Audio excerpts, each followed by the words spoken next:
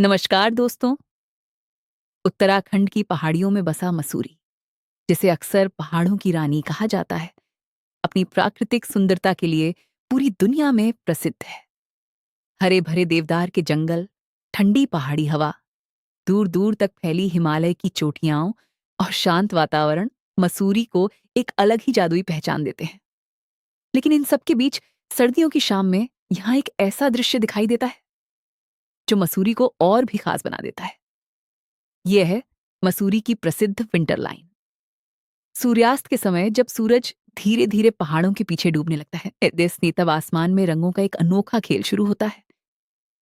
क्षितिज के ठीक ऊपर एक चमकती हुई नारंगी और सुनहरी रेखा दिखाई देती है। यह रेखा इतनी स्पष्ट और चमकदार होती है कि ऐसा लगता है जैसे किसी कलाकार ने आसमान पर एक सीधी सुनहरी लकीर खींच दी हो। पहाड़ों की ठंडी हवा, धीरे धीरे ढलती शाम और आसमान में फैलते रंग इस पूरे दृश्य को एक अद्भुत और शांत अनुभव बना देते हैं।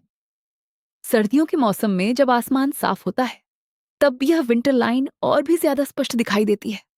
यही वजह है कि हर साल हजारों पर्यटक सिर्फ इस अनोखे दृश्य को देखने के लिए प्रकृति के इस मसूरी की अनोखे यात्रा करते चमत्कार हैं। के पीछे एक दिलचस्प वैज्ञानिक कारण भी है। सर्दियों के मौसम में वातावरण की अलग अलग परतों में धूल और नमी के सूक्ष्म कण मौजूद होते हैं। जब सूर्य की किरणें इन परतों से गुजरती हैं, तो वे एक खास तरीके से बिखर जाती हैं। इसी प्रकाश के फैलाव के कारण सूर्यास्त के समय क्षितिज के ऊपर एक चमकदार नारंगी और सुनहरी रेखा बन जाती है। इस अद्भुत दृश्य को देखने के लिए मसूरी का सबसे प्रसिद्ध स्थान है लाल टिब्बा व्यू पॉइंट।